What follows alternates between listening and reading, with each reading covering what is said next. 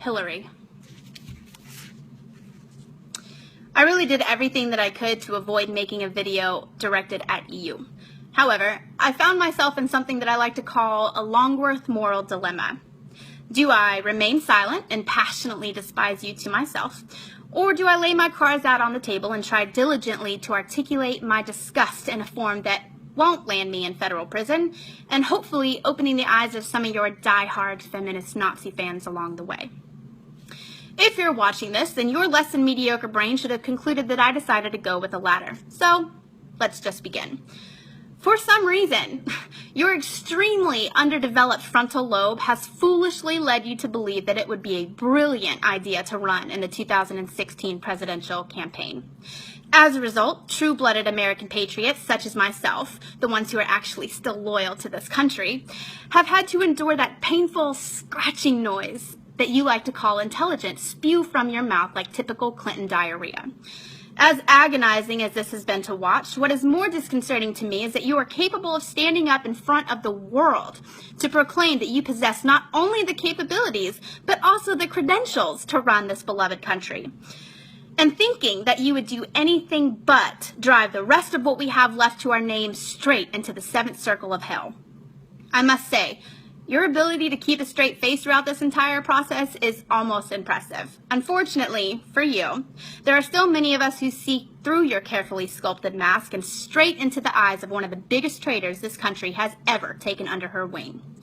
For those of you who are ignorant enough to follow blindly behind the Clinton circus of bona fide bitch bags, let me just break this down stupid style so that you can keep up.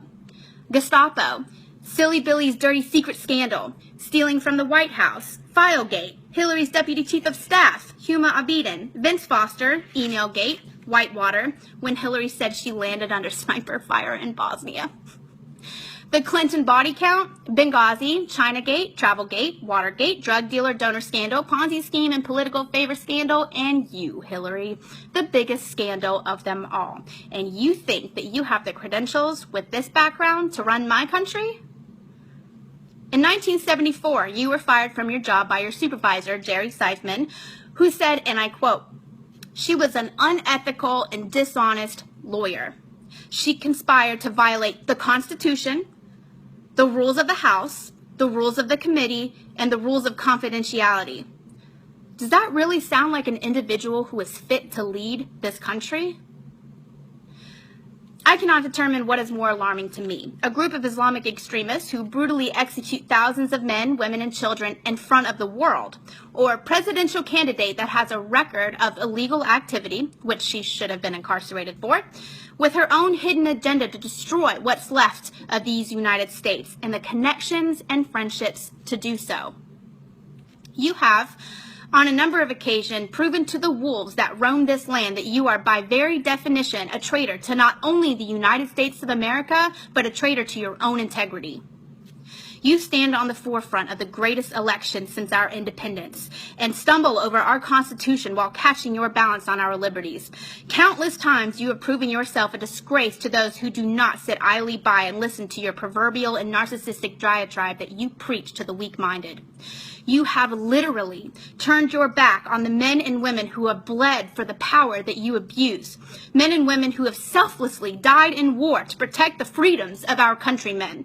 Men and women who have left their families and set aside their differences and laid down their lives so that you can steal their liberties, laugh at their sacrifices, and mock their honor.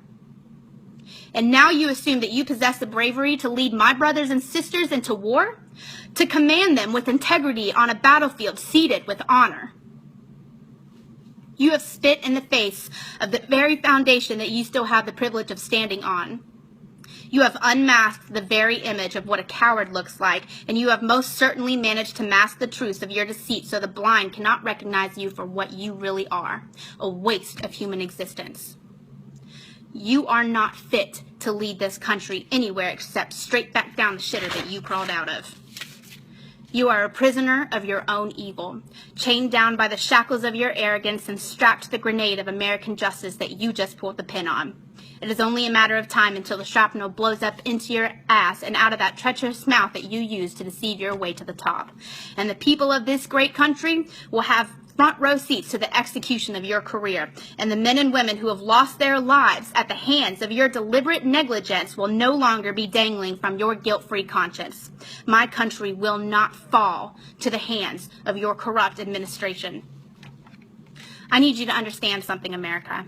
If you vote for Hillary, you will be handing over the last shred of integrity that this country has to a woman who willfully threw hers away many years ago. She is not the answer to America's problems. She is America's problem. Ladies, if you're voting for Clinton based solely on the fact that her vagina fits your incessant need for vagina power, do us all a favor. Go sit on your thumb, wiggle it around a little, and let me know if you find your brain up there. Until then, stay as far away from the polls as possible before you hurt yourselves. I'll end this with a quote from my father.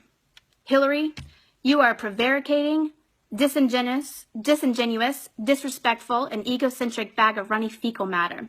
The only job you are fit for is a poster child for Soylent Green. If only your mother would have swallowed. End quote. Go fuck yourself.